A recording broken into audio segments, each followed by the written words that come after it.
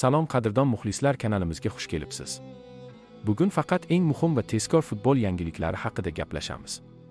Bizni qo'llab-quvvatlash uchun obuna bo'lishni va like bosishni unutmang. Siz tayyor bo'lsangiz, biz hoziroq boshlaymiz. Flik Atletikoni chalitmoqchi. Barselona 3-mart kuni Ispaniya Kubogi yarim finali doirasida Atletikoga qarshi javob o'yinini o'tkazadi. Endi nashri xabariga ko'ra, Flik ushbu bahsda jarohat olgan Robert Lewandowski o'rniga Dani Olmoni yashirin 9lik sifatida asosiy tarkibda maydonga tushirmoqchi. Yarim himoyada Pedri va Mark Bernal juftligi harakat qiladi. Eslatib o'tamiz, dastlabki o'yinda Barsa Atletikoga 0-4 hisobida mag'lub bo'lgandi. Siz qanday fikrdasiz, kambek ko'ramizmi? Kechagi o'yinda kim aybdor ekani oshkor bo'ldi. Ispaniya chempionatining 26 turida Real o'z maydonida Getafeni qabul qilib, ko'pchilik kutmagan alamli mag'lubiyatni qabul qildi. Santiago Bernabeuda kechgan bahsda mehmonlar imkoniyatdan ustalik bilan foydalanib, minimal hisobda g'alabani ilib ketdi. Bu natija madridliklar uchun nafaqat ochko yo'qotish, balki jamoa atrofidagi bosimning yanada kuchayishiga sabab bo'ldi. Uchrashuv taqdirini 39-daqiqada Martin Satriano hal qildi. Uning birinchi bo'limda kiritgan yagona to'pi Getafega katta sensatsiyaga teng g'alaba keltirdi. Real o'yin davomida tashabbusni qo'lga olishga urindi, bosimni oshirdi, ammo javob golini topa olmadi.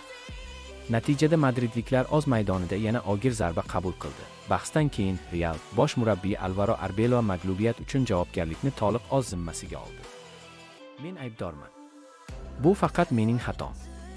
Bugungi o'yindagi jasoratidan keyin futbolchilarimni ayblay olmayman.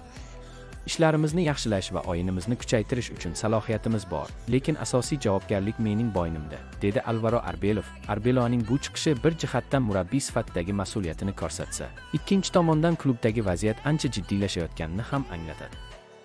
Qisqasi, Real uchun bu shunchaki bir o'yindagi omadsizlik emas. Bu mag'lubiyat jamoadagi muammolar, bosim va chempionlik poygasidagi qiyin holatni yanada yaqqolroq ko'rsatib qo'ydi. Endi madridliklar uchun har bir keyingi bahs oddiy uchrashuv emas, balki ishonchni tiklash va tanqidlarga amaliy javob qaytarish maydoniga aylanadi. Manchester City rekord narxga yangi himoyachi sotib olmoqchi. Angliyaning Manchester City klubi shu yozda rekord darajadagi transferni amalga oshirishi mumkin. Timetalk nashri bergan ma'lumotlarga ko'ra, City Newcastlening o'ng qanot himoyachisi Tino Livramentoni o'z safiga qo'shib olish imkoniyatini ko'rib chiqmoqda. Shaharliklar ushbu pozitsiyadagi o'yinchi uchun amaldagi jahon rekordidan yuqoriroq summa taklif qilish niyatidalar.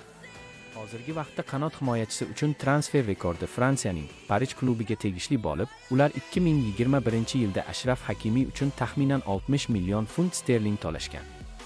Bu ko'rsatkich Cityning o'ziga tegishli bo'lgan Britaniya rekordidan bir oz yuqori. Klub 2021-yilda Joao Cancelo uchun Juventusga 57 million funt to'lagan edi. Manbalarning yozishicha, Livramento ketgan taqdirda Newcastle uning uchun 70 million funt sterling talab qiladi. Biroq summadan qat'iy nazar, bu deyarli aniq jahon rekordiga aylanadi. Manchester City allaqachon markaziy himoyachi Joshko Gvardiol uchun to'langan eng yirik transfer summasi bo'yicha jahon rekordi bilan maqtana oladi. Endi esa ingliz grandi xuddi shunday muvaffaqiyatni qanot himoyachisi transferda ham takrorlashga tayyor.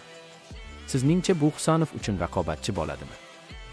E'tiboringiz uchun rahmat. Futbol olamidagi eng qaynoq voqealarni biz bilan kuzatishda davom eting. Kanalga obuna bo'ling va qo'ng'iroqcha tugmasini bosib qo'ying. Ertangi yangiliklarda ko'rishguncha omon bo'ling.